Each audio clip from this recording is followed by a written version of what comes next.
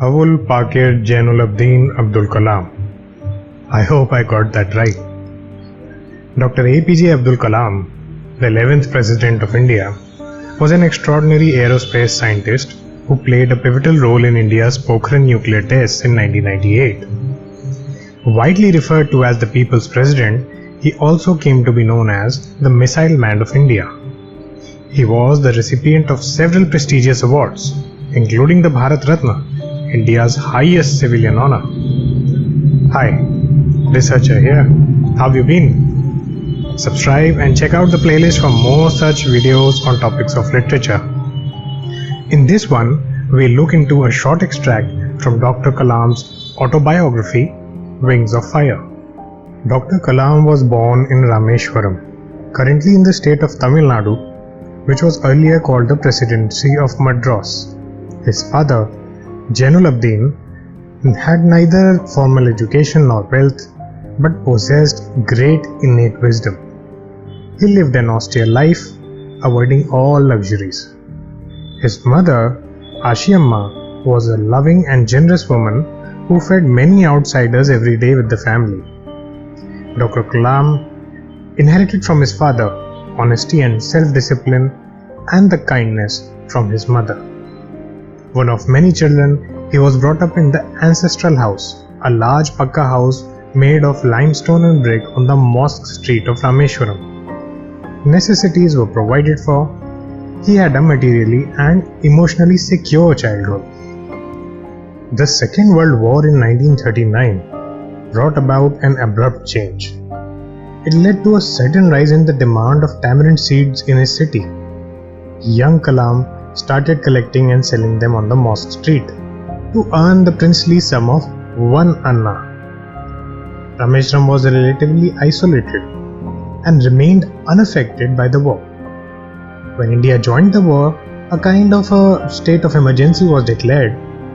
The first change in Rameshwaram life was that the train halt was suspended.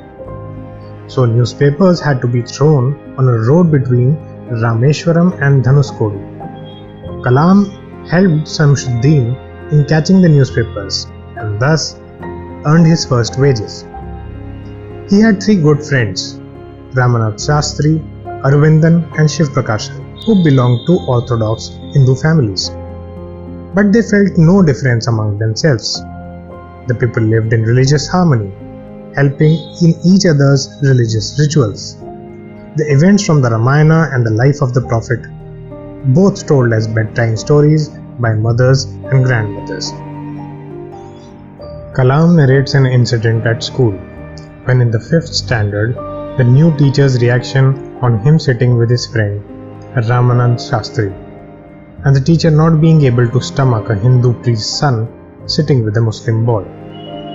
They both felt sad.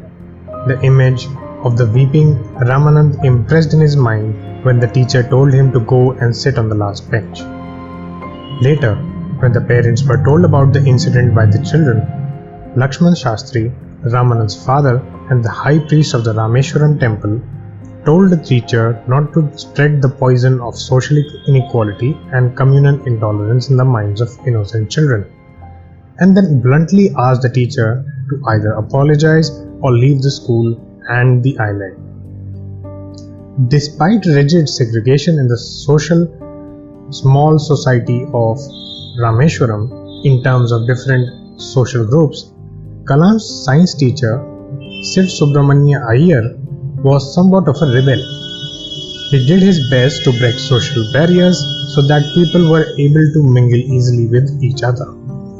He encouraged Kalam to develop and be on par with educated people of the big cities.